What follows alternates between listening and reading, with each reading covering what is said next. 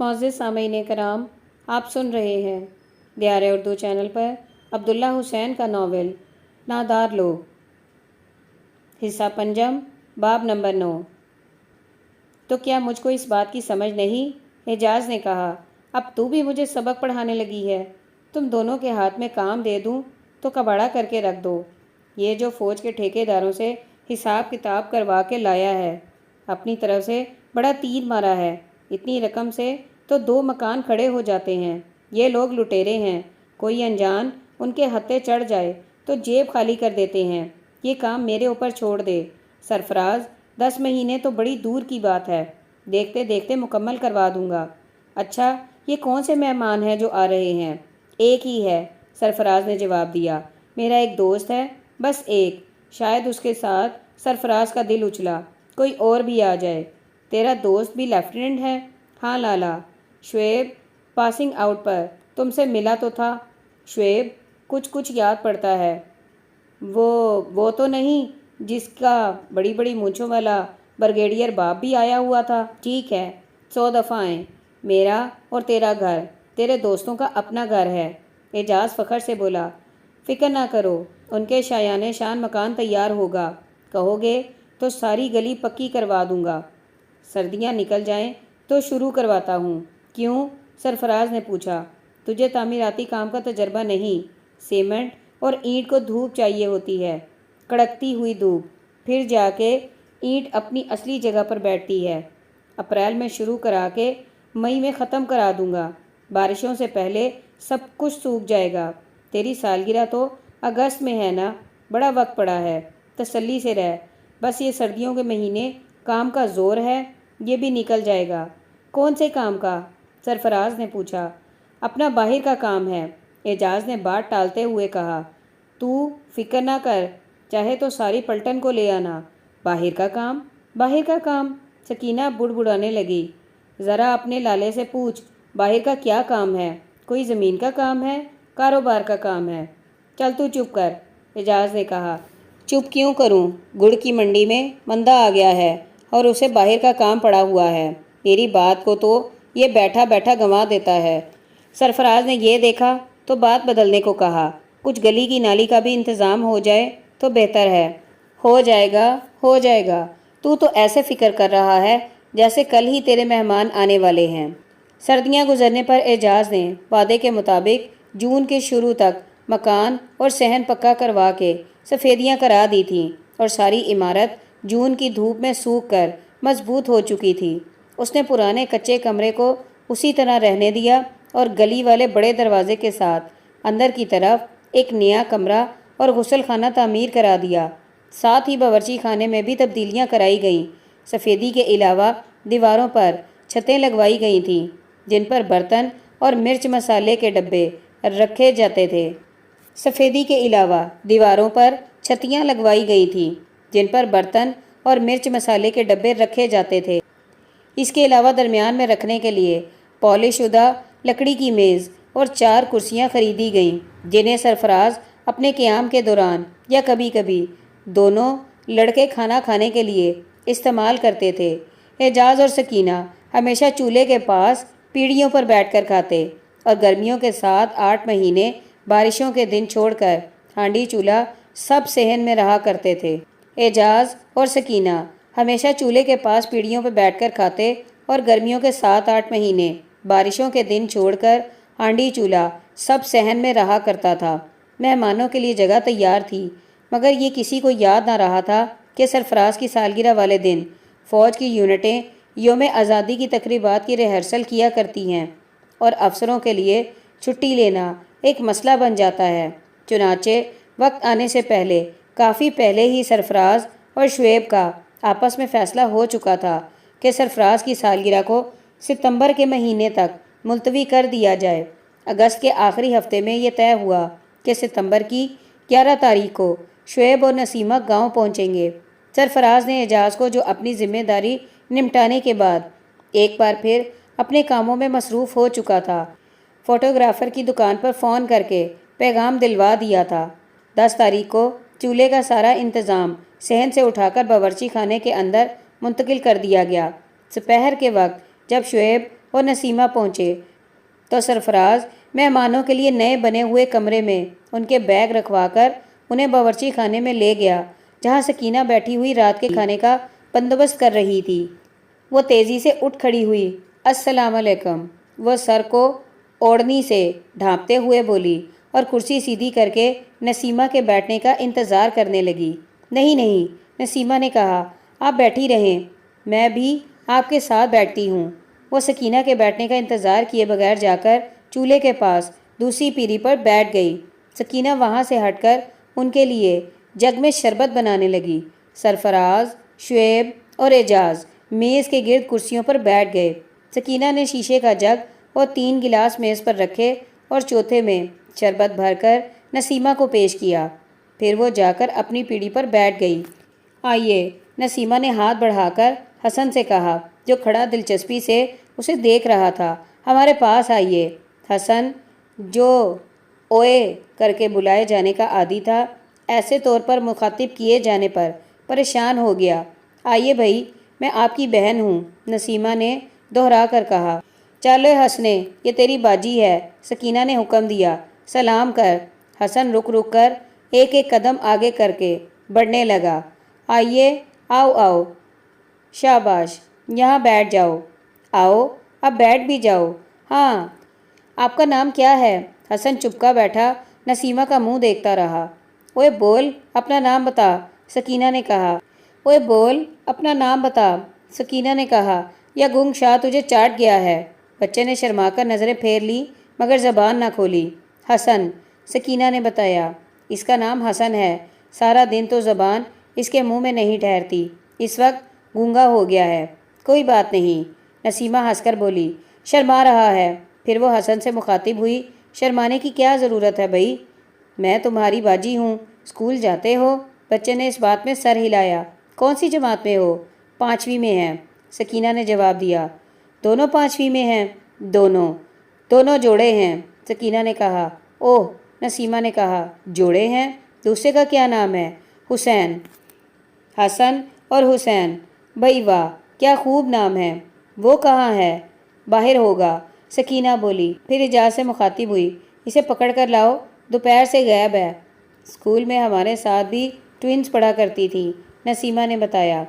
Identical twins, بالکل ایک جیسی تھیں۔ ان کی شناخت کرنے کے لیے الگ الگ سیکشنوں میں داخل کیا گیا تھا۔ شیبو یاد ہے؟ جمیلہ اور عقیلہ؟ ہاں۔ سرفراز اور شعیب اپنے اپنے گلاس ختم کر کے اٹھے اور سرفراز کے کمرے میں چلے گئے۔ وہاں پہ وہ چند منٹ تک بیٹھے اپنے گروپ کے لڑکوں کی تازہ ترین خبروں کا تبادلہ کرتے رہے۔ گولڈ نے لولیتا بیچنے پہ لگا دی تھی۔ اس کا اوسی حسد کی وجہ سے اس کے خلاف ہو گیا تھا اور اسے ریگولیشن بک دکھاتا رہتا تھا۔ بکرے کو ڈرنکن نیز اور مس بیہیور پر ریپریمانڈ مل چکی تھی۔ نیولے کی منگنی ہو گئی تھی۔ شعیب نے بتایا کہ وہ اس سال سول سروس کا امتحان دینے کا ارادہ رکھتا تھا اور اجازت نامہ حاصل کرنے کی درخواست GHQ جا چکی ہے۔ پھر اس نے کہا، MS، یار اپنا پرنٹ تو دکھاؤ۔ باورچی خانے کے سامنے سے گزرتے ہوئے سرفراز نے دیکھا کہ نسیمہ کی آدھی پیڑھی پہ حسن اور ساتھ ہی فرش پہ حسین بیٹھا ہوا تھا۔ نسیمہ دونوں سے باتیں کر رہی تھی۔ اعجاز کرسی پہ بیٹھا اپنے سست انداز میں سکینہ سے کچھ کہہ رہا تھا۔ سرفراز اور شعیب ابھی دروازے تک ہی گئے تھے کہ اعجاز نے آواز دی، 2 منٹ رک جاؤ، چائے بن رہی ہے۔ دونوں وہیں پر رک کر باتیں کرتے رہے، پھر ٹہلتے ہوئے واپس آ کر باورچی خانے میں کرسیوں پر بیٹھ گئے۔ چلو اب باجی کا پیچھا چھوڑ دو، سکینہ نے چائے کے برتن میز پہ رکھتے ہوئے بچوں سے کہا۔ آؤ بی بی، اب یہاں اوپر بیٹھ کر چائے پیو۔ نہیں جی، میں آرام سے بیٹھی ہوں، ہم سب، اس نے دونوں بچوں پر ہاتھ رکھ کر کہا، یہاں پر ہی چائے پئیں گے۔ سکینہ نے عمدہ چینی کے سیٹ میں جو سال بھر میں ایک آدھ بار ہی نکلتا تھا چائے بنائی۔ اعجاز ان کے لیے شہر سے ولایتی بسکٹوں کے ڈبے خرید کر لایا تھا جو اس نے کھول کر پیش کیے۔ لالا، آپ کے گڑ کی بہت تعریف سنی ہے، شعیب نے کہا۔ سرفراز ساتھ لے جاتا رہا تھا۔ اعجاز نے کہا، اس نے چکھایا نہیں، اس کی اپنی بھوک ختم ہو تو کسی کو دے، مجھے تو اس نے ہوا تک نہیں لگائی، بیچ دیتے ہوں گے، نسیمہ شرارت سے بولی۔ جیسے تم کیا کرتی تھیں، شعیب نے کہا۔ کب؟ نسیمہ نے چمک کر کہا اور ساتھ ہی اسے چپ رہنے کا اشارہ کیا۔ سردیوں میں ہماری خالہ سوجی کی پنیاں بنا کر بھیجا کرتی تھیں۔ جھوٹ، نسیمہ چیخی۔ چیمی اپنے حصے کی اسکول لے جا کر۔ جھوٹ جھوٹ جھوٹ۔ شبو جھوٹ مت بولو، اپنی سہیلیوں کو بیچ دیتی اور ان پیسوں کے آلو چھولے کھا لیتی تھی۔ سب ہنسنے لگے۔ انہیں دیکھ کر حسن اور حسین بھی ہنس پڑے۔ ان کی باتیں مت سنو، نسیمہ بچوں سے مخاطب ہوئی۔ یہ گپے مار رہے ہیں۔ اس کا چہرہ سرخ ہو گیا تھا۔ اس نے منہ پھیر کر چائے کی پیالی لبوں سے لگا لی۔ اعجاز نے ایک مرتبہ چھتی سے اتارا اور اس کا ڈھکنا اتار کر پلیٹ میں انڈیل دیا۔ پلیٹ گڑ کی ڈلیوں سے بھر گئی۔ شعیب نے ایک ڈلی اٹھا کر دانتوں سے کاٹی اور چبانے لگا۔ سکینہ نے پلیٹ اٹھا کر نسیمہ کے آگے بڑھائی۔ نسیمہ نے ڈلی چباتے ہوئے بند منہ سے آواز نکالی، ڈیلیشیس۔ ویری گڈ، شعیب نے کہا۔ گھر میں بناتے ہیں؟ اپنی زمین پر، اعجاز نے کہا۔ ڈیرا ہے، سب سامان وہیں پر ہے، گویا باقاعدہ کارخانہ ہے، شعیب نے کہا۔ دیکھنا چاہیے، ابھی چلتے ہیں، ذرا سورج نیچا ہو جائے، اعجاز نے کہا۔ گرمی ختم ہونے میں نہیں آتی، سکینہ نے کہا۔ دھوپ کی تپش اسی طرح ہے۔ کمرے کی چوڑی سی کھڑکی کے راستے دھوپ داخل ہو کر آدھے فرش پر پھیلی ہوئی تھی۔ باہر ستمبر کی فضا مکمل طور پر ساکن تھی۔ اچانک ایک لمحہ ایسا آیا کہ سب کی باتیں ایک ساتھ رک گئیں اور کمرے پہ سکوت طاری ہو گیا۔ اس ایک لہجے کے اندر سرفراز کے دل میں گویا یک بارگی کوئی کل کڑک کر کے سیدھی بیٹھ گئی اور اس کے بدن کی ساری کلیں ایک دوسری کے رب سے یوں بے آواز ہو کر چلنے لگیں جیسے کوئی تازہ تازہ تیل دی ہوئی متوازن مشین ہو۔ اس لمحے میں سرفراز نے اپنی آنکھوں کے قریب دیکھا کہ نسیمہ پیڑھی پہ اس طرح سکون سے بیٹھی تھی جیسے ہمیشہ سے یہاں رہتی آئی ہو، اور اس کے دل کے سارے خوف، سارے وسوسے غائب ہو گئے، اور فرش سے لپٹی ہوئی روشن دھوپ اٹھ کر اس کے دل پر پھیل گئی۔ اس کا جی چاہا کہ وہ بے اختیار اٹھے اور نسیمہ کے پاس جا کر زمین پر بیٹھ جائے اور کوئی عام سی سادہ سی بات کرے، جیسے سناؤ کیا حال ہے۔ دل ہی دل میں وہ اس خیال سے مسکرا کر اٹھا۔ اگلے ہی لمحے باتوں کا دور پھر شروع ہو گیا، مگر اب اس کا جی ٹھہر چکا تھا، جیسے حفاظت میں آ گیا ہو۔ دھک دھک کی تنگی مٹ گئی تھی اور دل کا علاقہ وسیع ہو گیا تھا، جس کے اندر وہ ایسی آہستگی سے رواں تھا کہ کان لگانے پہ ہی سنا جا سکتا تھا۔ یہ بہت سارے کھانے آپ اکیلی پکائیں گی؟ نسیمہ پوچھ رہی تھی۔ اور کیا، چلیں میں آپ کا ہاتھ بٹاتی ہوں۔ سکینہ نفی میں سر ہلا کر بولی۔ آپ ان کے ساتھ ٹہلنے کو جائیں، سیر کرنے آئی ہیں، کام کرنے تو نہیں آئیں۔ جا کر زمین دیکھیں، میں سب کچھ کر لوں گی۔ سکینہ جو 4 جماعتوں تک اسکول میں پڑھی ہوئی تھی، احتیاط کے ساتھ رک رک کر نسیمہ سے بات کر رہی تھی، جیسے اسے ڈر ہو کہ کوئی غلطی نہ ہو جائے۔ بی بی تو 20 بندوں کا کھانا اکیلی پکاتی ہیں۔ سرفراز بولا، ہمارے ساتھ چلیں، آپ کو لالے کا کارخانہ دکھاتے ہیں۔ سرفراز پہ سارا گاؤں فخر کرتا تھا۔ انہیں پتا تھا کہ پہلی بار اس کے مہمان آئے تھے جو خود بھی افسر تھے، جنہوں نے اپنی کار گلی کے باہر کھڑی کی تھی اور جن کے لیے ملک اعجاز نے اپنی زمین پر تریک اور بقائن کے 3 درخت گرا کر پٹھے کٹوائے تھے، جن سے گلی کی نالی ڈھک دی گئی تھی تاکہ ان کے پیر گندے پانی میں نہ پڑیں۔ گلی میں جو کوئی بھی سامنے آتا، خاص اہتمام سے پہلے شعیب کے ساتھ اور پھر سرفراز اور اعجاز سے ہاتھ ملاتا، ہاتھ کو اپنے سینے پہ پھیرتا اور دیہاتوں کے دستور کے مطابق کوئی بات کیے بغیر نسیمہ کو، جس کا دوپٹہ کندھوں پہ اور سر ننگا تھا، کن اکھیوں سے دیکھتا ہوا رستہ چھوڑ کر گزر جاتا۔ گلی سے نکلتے نکلتے انہیں 10 منٹ لگ گئے۔ دروازوں میں عورتیں اور بچے کھڑے تھے۔ عورتیں مردوں کو کم اور نسیمہ کو زیادہ دلچسپی سے دیکھ دیکھ کر اوڑھنیوں کی اوٹ میں مسکرا رہی تھیں، جو ان کا خوش آمدید کہنے کا انداز تھا۔ فورڈ کار کے گرد بچے جمع ہو گئے۔ سورج ڈھل رہا تھا جب وہ ڈیرے پہ پہنچے۔ ان کڑاہوں میں رس ابالا جاتا ہے، اعجاز انہیں بتانے لگا۔ یہ بیلنا ہے، اس کو بیل کھینچتے ہیں۔ اس وقت سب کام بند پڑا ہے، ابھی فصل میں رس آنا شروع ہی ہوا ہے۔ مہینے 2 کے بعد اگر آپ آئیں گے تو اس جگہ پر دن رات زندگی کی ہلچل دیکھیں گے۔ یہ ہمارا ساتھی گل افروز خان ہے۔ گل افروز نے جو فوج میں سپاہی رہ چکا تھا، بوٹوں کی ایڑیاں जोड़ कर सल्यूट मारा। रिटायर्ड सोल्जर गुल Afroz Khan, frontier force regiment sir. Shoaib ने फौजी अंदाज में हाथ उठाकर सल्यूट का जवाब दिया। फौज में तो ये पता नहीं क्या करता होगा। एजाज ने हंसकर कहा, गुड़ का कारीगर ये एक नंबर का है। असल में हम लोग तो सब फालतू आदमी हैं। गुड़ बनाने का कमाल गुल अफरोज का ही है। पिछले साल का कुछ स्टॉक अभी हमारे पास पड़ा है। गुल अफरोज, कमरे खोलो, साहब को दिखाएं। गुल अफरोज ने भागकर कमरा खोला और लालटेन जलाई। एजाज, शुएब, हसन और हुसैन उसके पीछे कमरे में दाखिल हो गए। सरफराज, आमदन पीछे रह गया। कमरों में क्या है? नसीमा ने पूछा। बड़ी बड़ी अजूबा रोज़गार चीज़ें हैं। अच्छा, क्या हैं? गुड़ की बोरियां ऊपर नीचे रखी हैं। नसीमा हंस पड़ी। चलिए टहल के आते हैं, सरफराज ने कहा। लाला तो बोर कर रहा है। इसकी ज़िंदगी गुड़ बनाने और या अपने लेबर यूनियन के काम के गिर्द घूमती है। कमरों के अकब में कुछ फासले पर माल बंधा था। 2 बैल, 1 गाय, बछड़ा, 1 भैंस। भैंस जगाली कर रही थी। उनके पास एजाज का एक मजदूर बैठा हुक्का पी रहा था। Labour union? नसीमा ने पूछा। हाँ, बड़े अरसे से इस काम में लगा हुआ है। इस काम में दाखिल कैसे हुए? किसी ज़माने में लाला यहाँ स्कूल में पढ़ाया करता था। गालिबन वहाँ टीचर्स यूनियन से इब्तदा हुई। अब तो एक बड़ी यूनियन का सेक्रेटरी हो गया है। बड़ी मेहनत करता है, साथ साथ ज़मींदारी भी करते हैं, गुड़ भी बनाते हैं। हाँ, सरफराज आहिस्ता से हंसा। खासा अजीब सा मिक्सचर है, नसीमा ने कहा। है तो, सरफराज ने जवाब दिया। सब कहते हैं कोई एक काम करो, उस पर तवज्जो दो, आराम से बैठो। मगर लाले ने कभी किसी की बात नहीं मानी। दिन रात भागता रहता है, जैसे इसके सर पर जिन सवार हैं। वाकई अजीब आदमी है, मुझे तो उसकी समझ नहीं आती। मजदूर हुक्का हाथ में लिए, नाली मुंह से निकाले बगैर उठ खड़ा हो गया।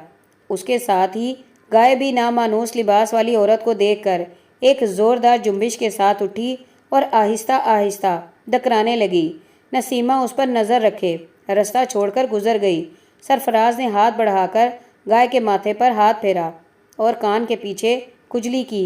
गाय ने सर झटक कर मोड़ लिया और ज़ोर से डकराई। आपको वेलकम कर रही है, सरफराज ने कहा।